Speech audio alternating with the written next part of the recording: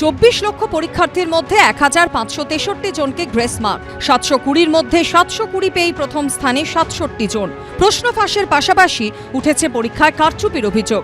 ডাক্তারিতে ভর্তির অভিন্ন প্রবেশিকা নিটের ফল প্রকাশের পরই তুঙ্গে উঠেছে বিতর্ক।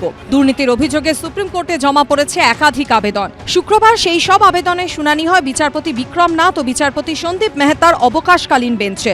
এনটিএ এবং অন্য আদালতে মামলাকারীদের নোটিশ জারি করে সর্বোচ্চ আদালতের নির্দেশ 2 সপ্তাহের মধ্যে দিতে হবে উত্তর।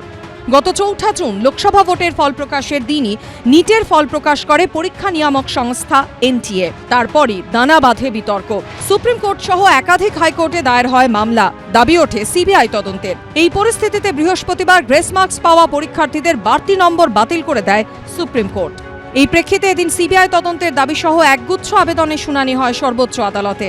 এই সব আবেদনের প্রেক্ষিতে ন্যাশনাল টেস্টিং এজেন্সি বা এনটিএ কে নোটিশ দিয়ে তাদের বক্তব্য জানতে চায় আদালত। অন্যদিকে বিভিন্ন হাইকোর্টে যেসব মামলা হয়েছে সেগুলিকে সুপ্রিম কোর্টের মামলার সঙ্গে যুক্ত করার আবেদন জানায় এনটিএ। সেই আবেদনের প্রেক্ষিতে মামলাকারীদের উদ্দেশ্যে নোটিশ জারি করে সর্বোচ্চ আদালত। দুপক্ষকেই উত্তর দিতে হবে 2 সপ্তাহের মধ্যে।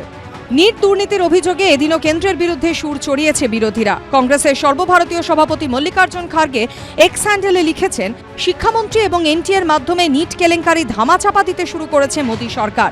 যদি নিটে প্রশ্ন ফাঁস না হয় তাহলে বিহারে কেন প্রশ্ন ফাঁসের অভিযোগে 13 জনকে গ্রেফতার করা হলো? যোগ্য প্রার্থীদের ভর্তি থেকে বঞ্চিত করতে গ্রেস মার্ক, প্রশ্ন ফাঁস ও কারচুপির খেলা হয়েছে। सरकार को लगता है कोई गड़बड़ नहीं हुई तो जांच होने दीजिए। हम कह रहे हैं कि सुप्रीम कोर्ट की देखरेख में एक जांच होनी चाहिए। 67 बच्चे 720 में से 720 ले आते हैं, 2 दिन की विंडो खुलती है, बच्चे सेंटर्स बदलते हैं। कुछ ऐसे सेंटर्स हैं जहां सबसे ज्यादा टॉपर्स हैं, तो ऐसा क्यों है? ऐसा भी हुआ है कि बच्चे जो 12वीं में बहुत कम नंबर लाए नीट में टॉपर हो गए।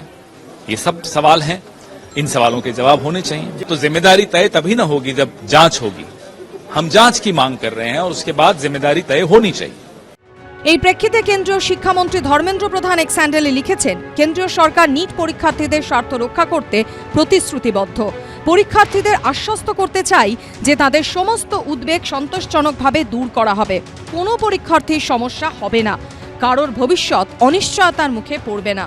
কেন্দ্রীয় মন্ত্রী আশ্বস্ত করলেও এই নিয়ে আক্রমণের ধার কমায়নি বিরোধীরা। এই যে সর্বভারতীয় নিটে বৃহত্তম পরীক্ষা কেলেঙ্কারির পিছনে বড় মাথা কারা, বড় মাথা খুঁজে বার করতে হবে। প্রভাবশালী মন্ত্রী জেরার মুখে আনতে হবে, সেই দায় প্রধানমন্ত্রীকে নিতে হবে। সিবিআইডি দিলে ধামাচাপা পড়ে যাবে। সুপ্রিম কোর্টের বিচারপতির তত্ত্বাবধানে যথাযথ তদন্ত চাই। আসল মাথা ধেড়েই দূর, এদের তো সব অ্যারেস্ট করতে হবে। যে যারা যারা নিয়োগ দুর্নীতি নিয়ে অনেকে অনেক রকম কথা অতীতে বলছিলেন, তাদের এখন বিবেক কি বলছে সেগুলো তো আমরা সব দেখব। আমি আশা করি তমলুকের সাংসদও এগুলোর এই দাবিতে সমানভাবে সরব হবেন বলে আশা করি। আমরা চাই একজন বিচারপতির নজরদারিতে তদন্ত হোক। সুপ্রিম কোর্টে গিয়ে বলুন, দরজা তো খোলা। আমরা তো যা কিছু হচ্ছে সুপ্রিম কোর্টে চলে যাচ্ছে। ওরা তো এতবার যান রক্ষা কবচের জন্য, এই বিষয়টার জন্য একটু যান। সর্বভারতীয় পরীক্ষা, তাদের তো দায়িত্ব আছে, দায়বদ্ধতা আছে। এত টাকা তো খরচা করেছেন চুরির বিরুদ্ধে তদন্ত বন্ধ করবার জন্য, ওই বাচ্চা ছেলে মেয়েগুলোর জন্য একটু খরচা করুন। সব মিলিয়ে নিট দুর্নীতির অভিযোগে তরজা তুঙ্গে। সুপ্রিম কোর্টে মামলার শুনানি হবে আগামী 8ই জুলাই। বিজেন্দ্র সিং, অনির্বাণ বিশ্বাসের রিপোর্ট, এবিপি আনন্দ।